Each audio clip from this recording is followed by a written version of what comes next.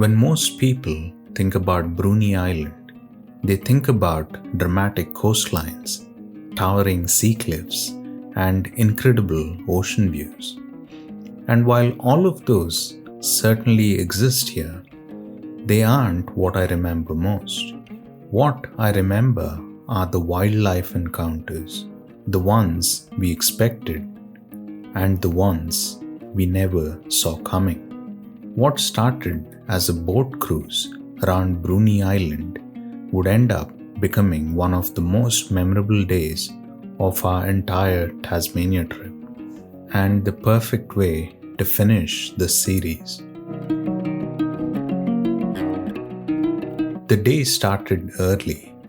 At 6:45 in the morning, we left Opossum Bay and made our way to Kettering. Our destination was Oyster Cove Marina, and we would meet the Pennicott Wilderness Journeys bus before heading across to Bruny Island. For anyone planning a visit, I'd highly recommend booking ahead.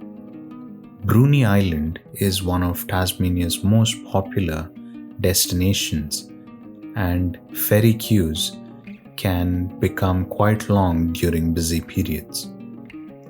Along a nearby marsh, a pied oyster catcher was searching for food amongst the mudflats. I watched as it carefully probed the wet sand before eventually pulling out a worm. It wasn't a rare sighting. It wasn't a dramatic moment. But throughout the trip, it felt like wildlife was everywhere. And that was part of Tasmania's charm. By the time we arrived at Oyster Cove Marina, we still had some time before the bus arrived. That gave us the opportunity to look around, and almost immediately the birds started appearing. High in a nearby tree sat a green Rosella. This was actually the only green Rosella I managed to photograph during the entire trip. Found only in Tasmania and a handful of nearby islands. But after several days of searching, I was happy to just finally see one. Nearby, a black-faced cuckoo shrike landed briefly before vanishing into the surrounding trees.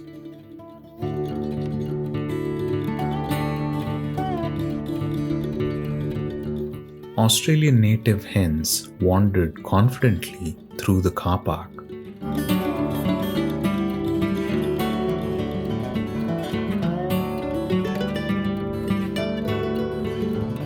And overhead, magpies watched everything.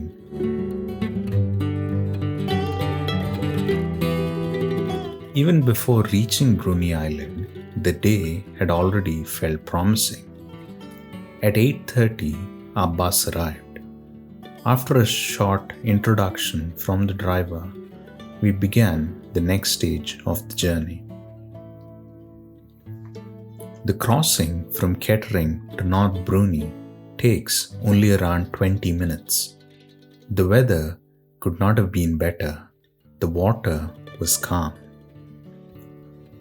And for the first time that morning, it felt like we were truly leaving the mainland behind. Standing on the ferry deck, watching Tasmania slowly drift away, there was a growing sense of anticipation. Bruny Island had been one of the places I was most looking forward to visiting, and now it was finally happening.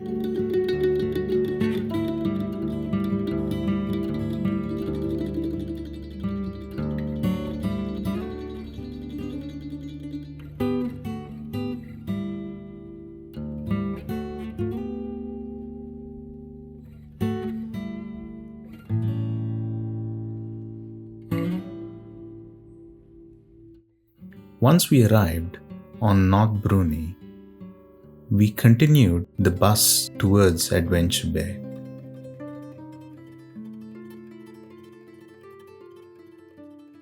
Along the way, we stopped at one of the island's most famous viewpoints. The Neck is one of the most recognizable landscapes in Tasmania, a narrow strip of land connecting North and South Bruny Islands. To appreciate its scale, you need to climb and climb and climb. Around 300 steps lead visitors up to Truganini Lookout. The higher we climbed, the stronger the winds became. But once we reached the top, the effort was instantly forgotten. From the lookout, sweeping views stretch across both islands and the surrounding coastlines. It is one of those places that photographs struggle to do justice. The lookout is named in honor of Truganini, a Nunani woman born in Bruny Island around 1812. Her life spanned one of the most difficult parts of Tasmanian history, and today her name remains closely connected to this remarkable landscape. After spending some time taking in the view, we continued south.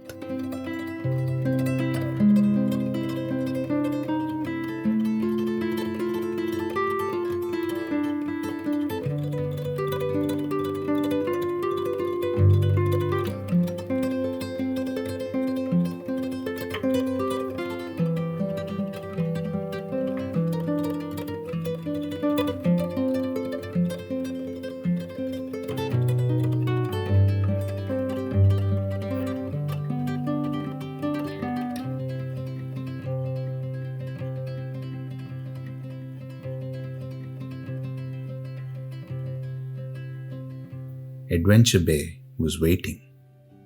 Adventure Bay is where the real adventure begins. After arriving, we checked in, organized lunch for later, and attended a safety briefing. Before boarding, everyone was issued with bright red waterproof ponchos. At first, they looked slightly ridiculous. After a few hours later, nobody was laughing. As we boarded the boat and took our seats, the captain explained what to expect. The front of the boat would be the roughest and the rear would be the smoothest. We chose somewhere in the middle. Hopefully, the best compromise. Then the engines accelerated. Adventure Bay disappeared behind us, and we headed towards the Southern Ocean. The transformation was immediate. The further we traveled from the shelter of the bay, the more dramatic the coastline became. Towering cliffs rose directly from the ocean. Massive walls of Jurassic dolerite stretched skyward. Millions of years ago, volcanic activity helped create these formations. Today, they form some of the most spectacular coastal scenery in Australia. Not long after leaving the bay, the captain pointed towards a large bird perched on a tree by the cliffside, a white-bellied sea eagle. I had wanted to see this bird for more than 2 years. Despite all my bird-watching trips around Victoria, I had somehow never managed to encounter one. And now, finally, there it was. The boat was moving, the bird was distant, and photography was difficult. I only managed a handful of pictures. But I didn't care. Sometimes, simply seeing the bird is enough. As we continued along the coastline, enormous sea cliffs gave way to arches, caves, and wave-carved formations. One natural arch was affectionately named the McDonald's drive-thru by the captain.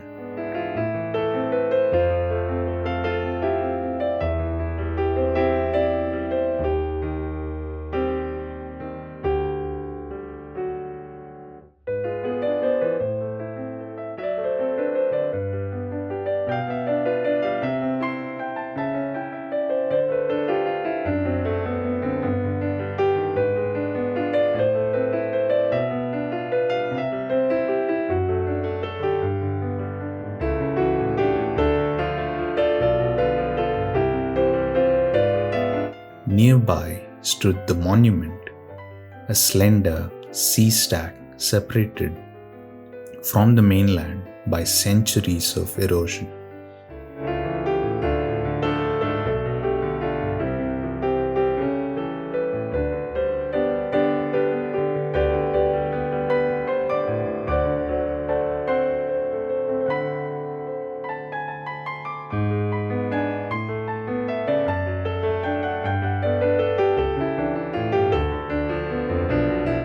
Further along, Breathing Rock lived up to its name.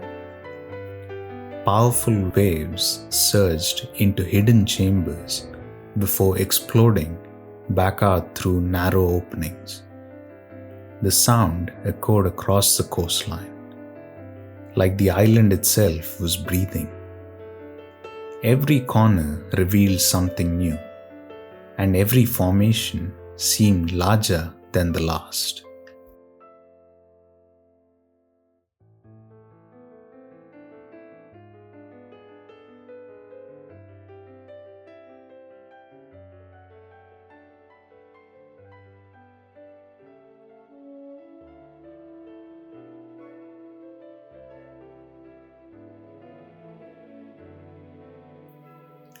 Then we reached the Friars, a series of rocky offshore islands that support one of Tasmania's largest Australian fur seal colonies.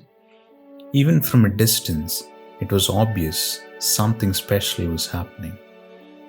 The rocks appeared covered in life. Hundreds of seals occupied every available surface. Some slept, some stretched, others shuffled awkwardly across the rocks. Australian fur seals are remarkable animals. Adult males can weigh more than 300 kilograms. Yet, despite their size, they are agile hunters capable of traveling great distances in search of food.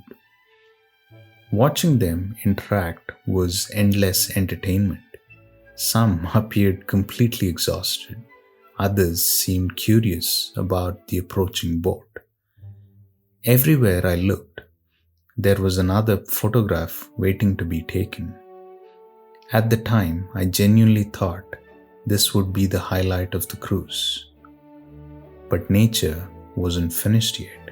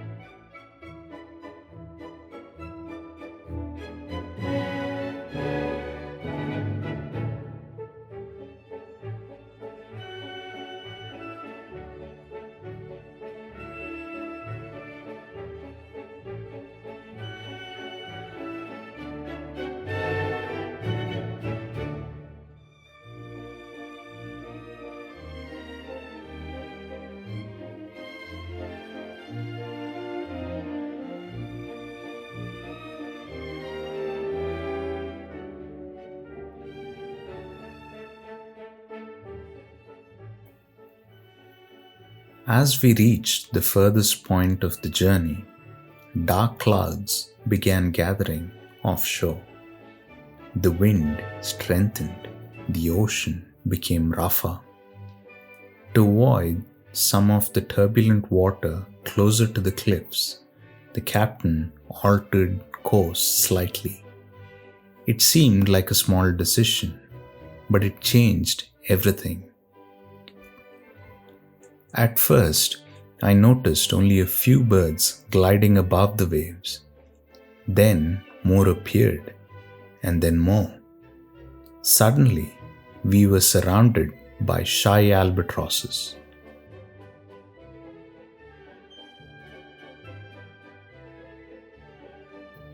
I couldn't believe it. I knew albatrosses existed around southern Australia, but I had never expected to see them here, and certainly not in these numbers.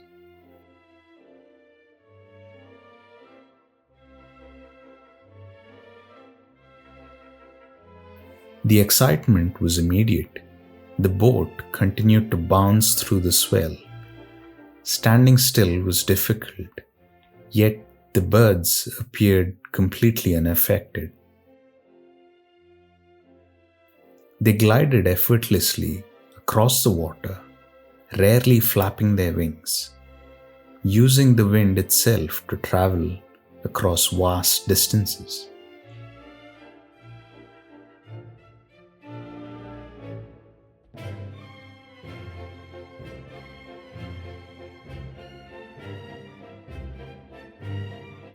One photograph in particular became my favorite from the entire trip.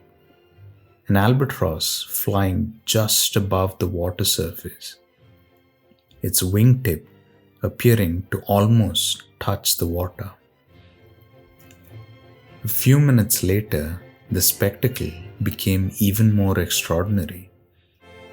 Ahead of us was a feeding frenzy. Seals, albatrosses, Pacific gulls, terns, all gathering around a concentrated source of food. The ocean suddenly seemed alive. Birds landed beside the boat. Others launched into the air. Seals surfaced briefly before disappearing beneath the waves.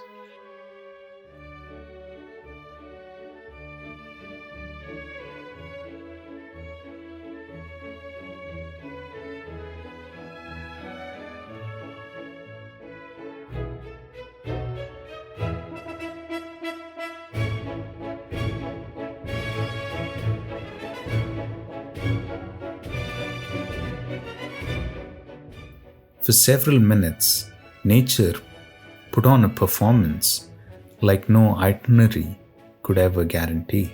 We were simply lucky enough to be there when it happened.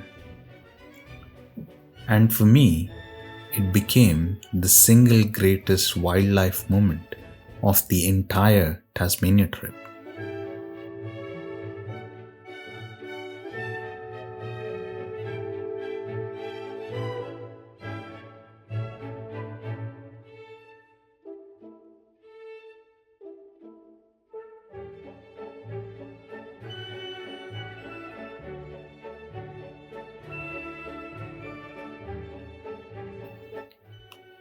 Eventually, it was time to head back.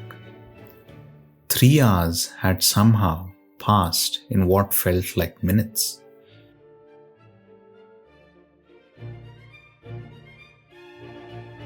Back on land, a warm bowl of pumpkin soup was waiting. After spending hours in the wind and sea spray, it tasted incredible.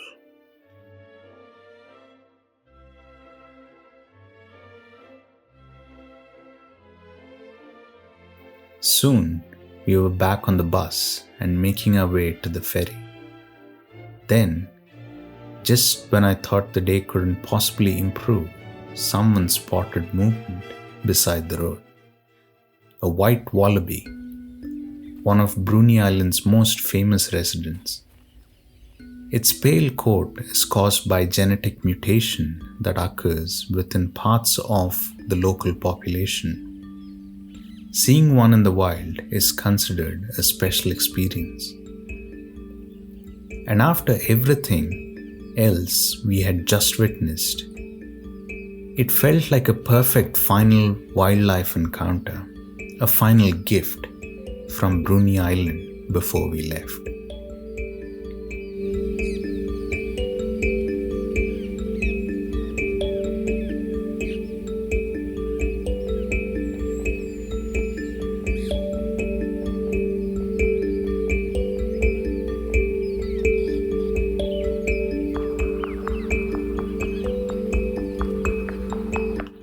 Although the Bruny Island Cruise actually took place on our second day in Tasmania, I chose to save it for the final episode of the series. Because in many ways, it represents everything we loved about this trip. The landscapes, the wildlife, the unexpected moments.